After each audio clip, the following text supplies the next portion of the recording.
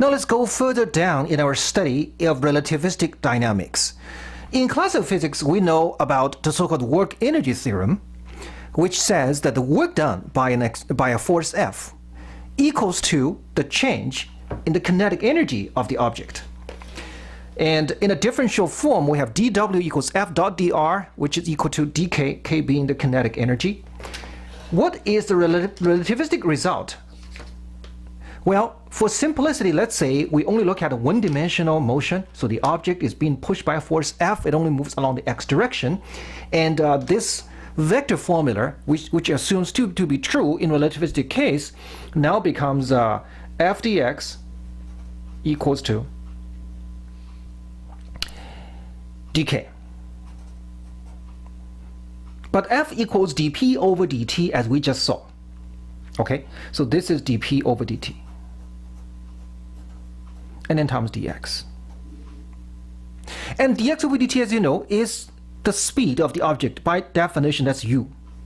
So it's u dp. And this p itself is gamma m u, right? So this is the expression for the work done, which we rewrote like this. That's the change in kinetic energy, the infinitesimal change in kinetic energy. So what is the total change in kinetic energy as an object goes from a certain speed, initial speed, to a certain final speed? So what is delta k? Delta k equals to the integral of dk, which is the integral of this thing here, u, and then d of gamma mu. M is a constant which I take out, so gamma u here. Now, that is from u initial to u final. Suppose I start from 0 speed, then at that point, of course, there is no kinetic energy. To a final speed u, when the kinetic energy is whatever it is, then I have just k final equals to 0 to u, and then u d of gamma u, right? This integral can be evaluated by means of differentiation, the integration by parts. Integration by parts. So I can rewrite this as 0 to u, gamma u du, and then minus, gamma u times u.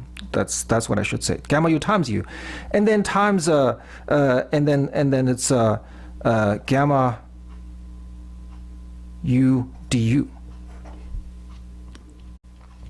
Now let's continue with the discussion of relativistic dynamics. We wish to express the kinetic energy as a relativistic variable. We already know how to calculate, how to modify the expression for linear momentum. Now, classically, we have the so-called work-energy theorem, which says the work done by a force F equals the change in the kinetic energy. This, of course, is equivalent to Newton's second law. Since we believe Newton's second law to be still valid, we're going to keep this as is. But from this expression, we get the infinitesimal change in kinetic energy. To get the full expression for the kinetic energy, we have to do some integration. And for simplicity, let's say we have an object that moves only along the x direction, being pushed by a force along the x direction. Then I have dk equals to f dx. Now f equals dp over dt, as we saw a minute ago, times dx, and dx over dt, as you know, is the speed of the particle, is u. And then we have dp. dp, p itself is m gamma u. Right? So this is the expression for dk. And suppose I start from 0 initial speed, where the kinetic energy is 0, to a certain final speed u. What is the kinetic energy at that final speed? Well, that is k. I have to integrate over dk from 0 to the final value, and that equals to just this integral, u d m gamma u. And u goes from 0 to the final value. This integral can be evaluated in terms of integration by parts. So this is one part, that's the other part. So let me let me integrate by parts. M is a constant, which I take out. M gamma u times u, so it's m gamma u squared minus m is a constant, 0 to u, gamma u du, gamma u du. All I have to do is to evaluate the remaining integral.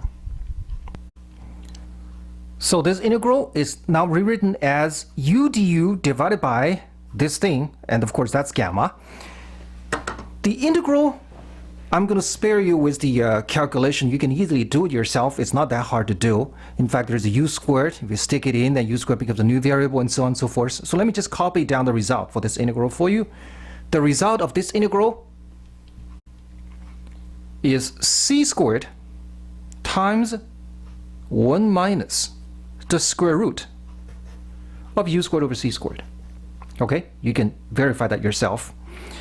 And then I have these two terms which I want to add together. I want to clean things up a little bit. So the first term is mu squared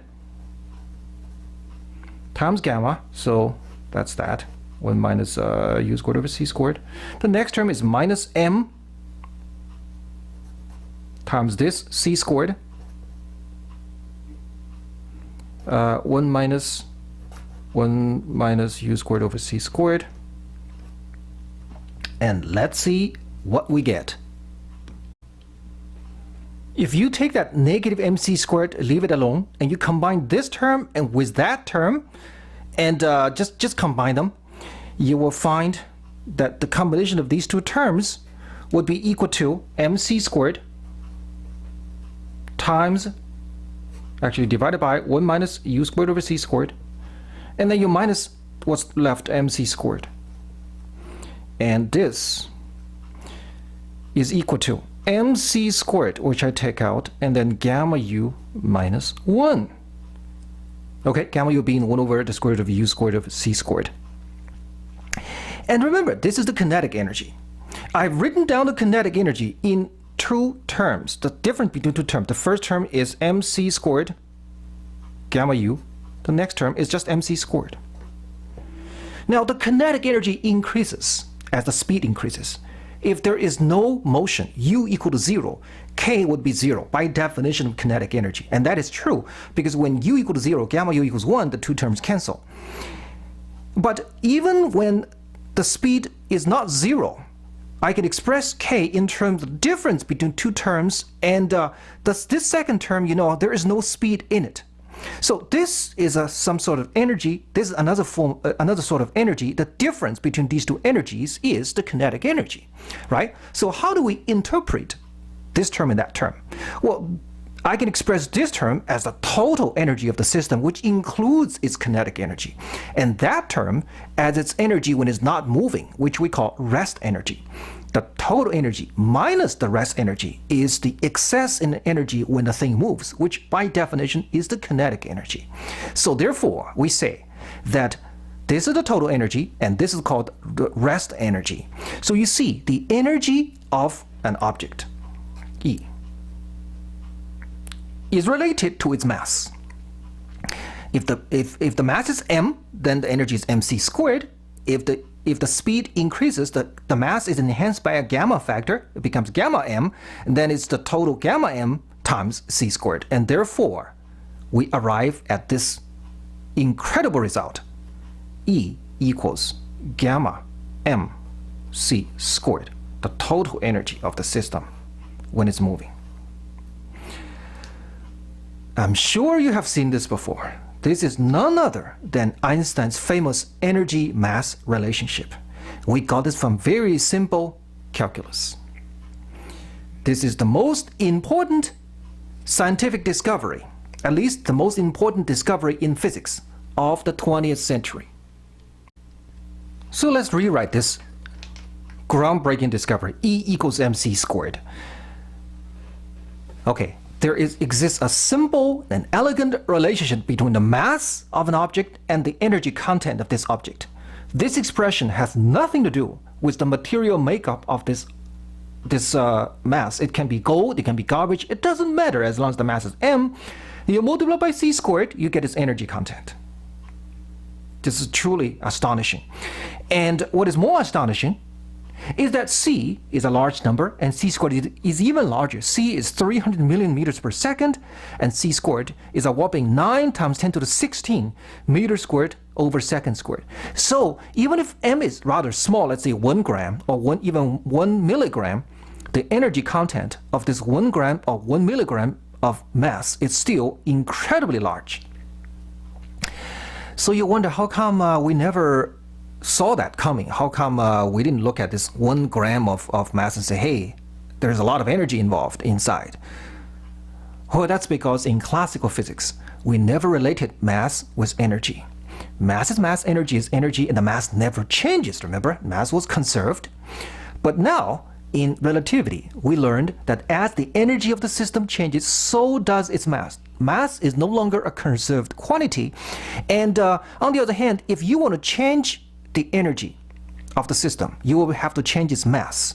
Normally, the mass doesn't have to change by any appreciable amount, because if you only change the mass by a tiny amount, multiplied by c squared, its energy already changes a whole lot. But if you somehow manage to change the mass significantly, then you can also change the energy significantly. This is not something we have observed in classical physics. But in relativity, we learned that if you can change mass by a certain amount, you will change the energy by this corresponding amount. And we have found a perfect way to do that, to change the mass dramatically, to change the mass appreciably at least. And that is in nuclear physics. Okay, in nuclear physics, certain nuclear reactions such as fission and fusion will indeed result in a change in mass. Mass is no longer a conserved quantity. In fact, it was never conserved, but at least approximately it was conserved. In a nuclear reaction such as fission, you can expect a measurable change in the mass. In fact, as a result of the nuclear fission, whatever mass is left, if you have a precise way of measuring it, you'll find that the mass has somehow decreased from its previous value as a result of the reaction. There is nothing wrong with that. Okay? What happened was that the mass that was reduced, which is called by a term called mass defect. This mass defect is real because the disappeared mass was actually converted into pure energy. Again, this effect always existed, but in classical physics, for example, in chemical reaction, the energy change is so little compared with the total amount of energy, so that the mass change is extremely small compared with the total mass. So even if you had a very precise balance, you wouldn't be able to measure the mass change. But in a nuclear reaction, the mass actually changes appreciably, even though it's still under 1%. It's something that you can measure. And therefore, there is a dramatic amount of energy released. This is the essence of nuclear energy. To appreciate this great formula, let's look at two numerical examples. We know you can convert mass into energy. And even for a small amount of mass, you get a huge amount of energy if you manage to convert it into energy. So let's look at a truly large number of energy consumption. What is the annual worldwide energy consumption? Well, that varies from year to year. And in the year 2008, the entire world consumed this much energy. 4.74 times 10 to the 20 joules. Okay, now we wonder, with this much energy, how much mass do I have to convert in order to get this much energy? How much of any mass? So what we have to do is take this as energy E, right? We divide by c squared, we get the mass, which has to be converted into energy in order to get this amount. And this m is equal to, therefore, E over c squared, this is E. And we easily do this calculation. We find the result to be 5.27 times 10 to the 3 kilograms. In other words, 5,270 kilograms. That is about a little over 10,000 pounds. It doesn't really is that much. In fact, this is about the weight of a typical Ford heavy-duty truck. And that is truly amazing. What does that tell us? It tells us that you can solve the world's energy crisis if you manage to do the following, and that is you take a little over 5,000 kilograms or about 10,000 pounds of mass, okay, and such as a heavy-duty Ford truck, and you just convert it, destroy this mass, convert it into pure energy. The energy that you get will support the entire world for a whole year. It doesn't have to be one particular type of matter. One more time, it can be anything. If you can manage to destroy 5,270 kilograms of garbage and convert it to pure energy, you will get enough energy to supply the rest of the world for a whole year. That's astonishing, isn't it? Now, some of you might think, well, what about if I burn the garbage? Does that qualify as converting the mass into energy? Well, hardly, because when you burn the garbage, it seems to be gone, but are they really gone? What you get is you get particles, right? Whatever is left over after the incineration, you get these particles that's flying away, but they're still there. The mass is mostly still there. It's just that you don't see them anymore. They would just permeate through the air. When I talk about destroying the mass, it's totally gone. You cannot get any particle remaining. They are converted into pure energy. That is the hard part. And there is no way for us to convert 100% of the mass of anything into energy. We don't know how to do that. All we can do, the closest thing we can do, is take nuclear reaction to reduce the mass of this nuclear matter by a small fraction. But even that small fraction can yield tremendous amount of energy for us. So as an actual example of nuclear reaction, let's take a look at nuclear-powered aircraft carriers. Okay, this country has a dozen Nimitz-class nuclear-powered aircraft carriers. Each is very heavy, like 90,000, 97,000 tons, and it's like a floating city. It, of course, consumes a lot of energy, and they're powered by two A4W nuclear reactors. A4W. A standing for aircraft carriers, 4 standing for the fourth generation, and W is the first letter of the designer, which is Westinghouse. And combined, they have a total power output of 260,000 horsepower. Compare that with your car. 260,000 horsepower, which is the equivalent of 190 megawatts. That is enough to propel such a huge aircraft carrier with a top speed of 30 knots. Each knot is 1 nautical mile per hour, and that is 35 miles per hour. This whole thing, this giant aircraft carrier, can actually move at a top speed of 35 miles per hour. And what's most astonishing is that this energy is stored in a very small, compact fuel supply, so that you can carry enough nuclear fuel for this aircraft carrier. It does not have to stop for refueling for 20 years. Okay, so basically, you can extend the service life of this aircraft carrier between refueling for almost unlimited amount of time. We're talking about 20 years. And if you don't do that, if you have a conventional aircraft carrier, you have to burn gas, right? You have to burn gasoline. And the last conventional aircraft carrier in the U.S. Navy was Kitty Hawk. It is now retired. Kitty Hawk has to carry 4 million gallons of fuel. 4 million gallons. And you know how much that is? Each 1 million gallon is enough to fill a 5-story building. So with 4 million gallons, it takes a huge amount of space. It's equivalent to a 20-story building. You have to fill it up. And that takes a lot of space away from the carrier. But how much energy is stored in this 1 million gallon of fuel? That is, when you burn this, how much energy do we get out of it? Well, each gallon has a certain energy content when you burn it. And when you burn 1 gallon, the energy that you get is 1.32 times 10 to the 8 joules per US gallon. Okay, it's 132 megajoules per US gallon. So with 1,000,000 gallons, we're talking about a total energy of 1 million times this, so that's 1.3 times 10 to the 14 joules. This is the total energy you get by burning 1,000,000 gallons of fuel. On the other hand, if you trade this with nuclear energy, we take uranium-235, using it to split into smaller pieces with a reduced mass, converting this reduced mass into energy. Just what is the size of the nuclear fuel, which will be equivalent to this 1,000,000 gallons or 5 stories worth of fuel supply?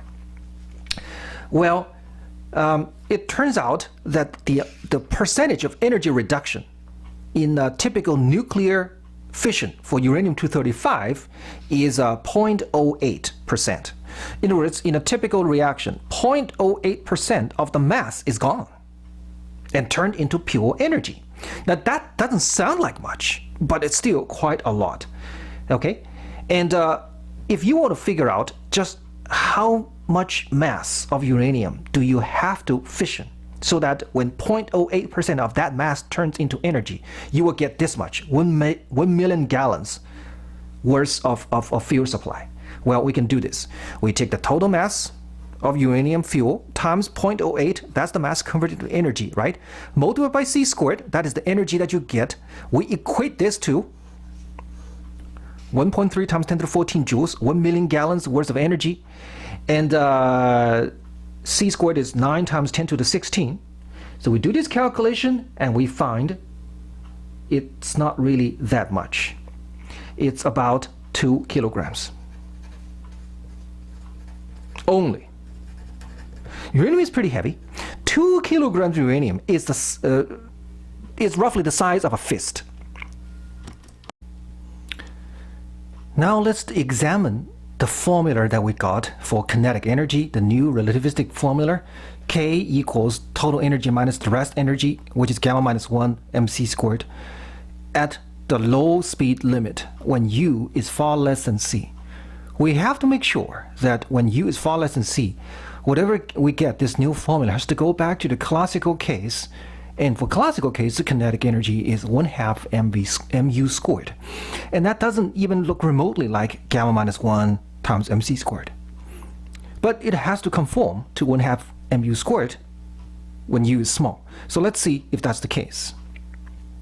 Gamma, as you know, is 1 divided by the square root of 1 minus U squared over C squared, then minus 1 times mc squared. Now, we can make an approximation when U over C, the absolute value is far less than 1, that is low speed limit. Using this familiar approximation of 1 plus x to the power n equals roughly 1 plus nx for very small absolute values of x. In our case, we're going to take this expression approximately with that formula. And clearly, if you compare these two, you find n to be negative 1/2, and x is this whole thing after 1, which is negative u squared over c squared. Indeed, its absolute value is very close to 0. With that approximation, let me approximate this with this formula, and now let's look at what we get. 1 plus nx, n is negative 1/2, x equals negative u squared over c squared, and that's that, then minus 1 from here, and then mc squared. Okay, 1 and 1 cancels. Negative 1/2 times negative u squared over c squared, that is positive 1/2 u squared over c squared. Then cancel with that c squared, you're left with, believe it or not, the exact same format as the classical low speed limit, 1/2 mu squared. So indeed, our new theory conforms with the old theory in the low speed limit, which is the way it's supposed to be. Now, if we plot E, the total energy, as a function of the speed u, or u over c, we find when u equal to 0, you have the rest energy, which is mc squared. And when you have a speed, of course, the kinetic energy also is positive, so you have total energy, which is greater. So it looks like this. This is our total energy as a function of u over c. this part of the curve is 1/2 mu squared. Okay, if you measure it from this baseline, this is kinetic energy, as you know. The amount in excess of the rest energy is the kinetic energy, and it is equal to 1/2 mu squared, at least for this region, very close to 0. But gradually, it's going to divert away from 1/2 mu squared. It will in fact go to infinity before you approach it infinity. It's going to approach infinity when you approach it C.